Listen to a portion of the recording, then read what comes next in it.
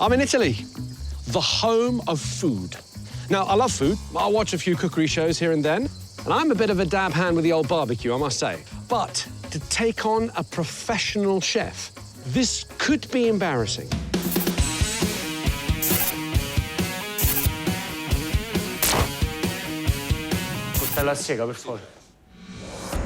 That's exactly what this next challenge is all about.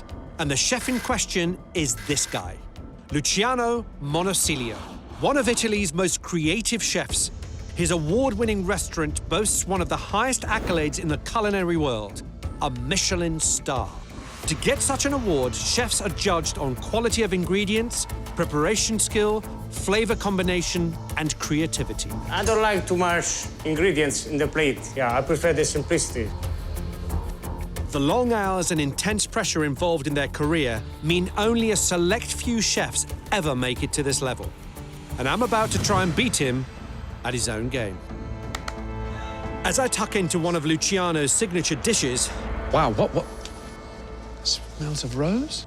I can't help but think I've bitten off more than I can chew. This is, and I mean it, some of the best food I've ever tasted. So, sorry, Mum, grandmother.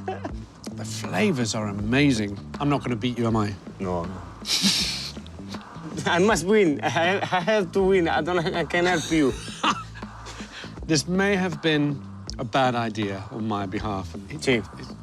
Thank you very Good much. Well, I need all the luck I can get. Now, I get to set the challenge, but there is no way I can beat a highly skilled Michelin star chef in a straight cook-off. I'm going to need help. So I'm going to see if the science of food might give me an edge I can exploit. This is Charles Michel, food science researcher and a classically trained chef. He studied the ways in which our other senses can affect our taste perception. I'm hoping he can give me the inspiration I'm looking for. I think that you have no chances of cooking something tastier than him, because he is trained in really hard kitchens, I believe. But there are some things that cooks don't think of. Often, we only think about what's in the plate. Mm-hmm. And there are a lot of things going around, a lot of psychology that changes the way a dinner will perceive food. OK, so if I cook a plate of food, that's OK. Yeah. Let's say it's OK. As you said, it's probably never going to be as good as his. Yes. I can use other elements around the dining experience to maybe elevate my food into something that may have a chance of competing with him. Exactly. Let's start talking about basic ideas. To show how much our other senses can impact on our taste, Charles has some simple experiments to show me. Take out your tongue, bite it gently between your teeth. Charles slides in a mirror so I can see my tongue. He then touches my tongue with a cotton bud. Not gonna last very long, but...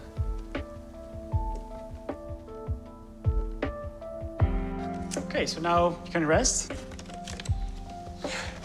What was that like? I could see my tongue. It wasn't your tongue. Wasn't my tongue? No. What the hell's that? It's a fake tongue. This is called the butcher's tongue illusion.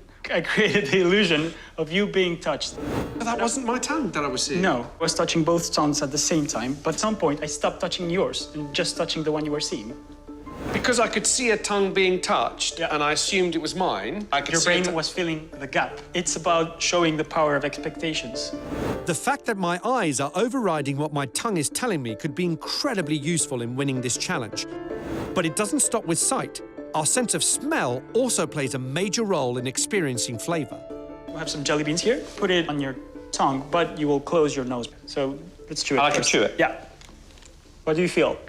Sweetness, but not flavor. Now let go your nose and focus. Oh! Oh, wow. That was amazing. The moment I let go, all of a sudden it just went pop. That's the flavor experience, and how much of the pleasure of it is in the nose. That's a great trick. Taste happens on our tongues, but it's an illusion created by our brains. That was such a strong reaction because smell is actually responsible for over 80% of the taste of food. So sight and smell are key, but Charles tells me that sound can also influence how we taste food. So there are actually connections between taste experiences and sound experiences. Apparently, music can actually have a taste of its own. What's the taste of this particular music? It's definitely not sweet or smooth. It's sour, maybe even bitter. But then if you think of a dessert, look. Okay.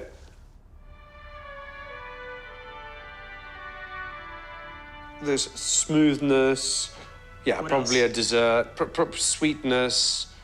And on the mood, on the... Oh, very relaxed, very slow. Yeah, slow, comfortable. So I would say sort of what I would describe as comfort food. Okay, and if you design your dish inspired Yeah. by this music, it will complement the music if you play it in the background when people are trying your food. I need to find a piece of music that will go with my dish. Definitely. More to the point, what if I can find some mismatched music to meddle with Luciano's meal? That could give me an edge. As well as using senses to my advantage, Charles has an essential tip regarding taste. What's taste? Taste. Sweet, sour, bitter, salty. And there's a fifth one. Umami. Yes, exactly. Umami means delicious in Japanese. There's a molecule Okay. that creates the sensation of meatiness. It really is a flavor enhancer. There are some ingredients that you should definitely have. For example, Parmesan cheese, tomatoes. And before I go, Charles has one more crucial piece of information for me. The most important ingredient for me is hunger. Hunger? If you're not hungry, you might be eating the most amazing food and be more critical about its flavor. I honestly went into this thinking, if I get the right ingredients, put it together and it tastes good, I've got a chance. Yeah. But actually, your experience of a dish is not limited to the taste of it. It's limited to the actual experience. Yeah. Which is why fine dining restaurants spend so much money on design and layout.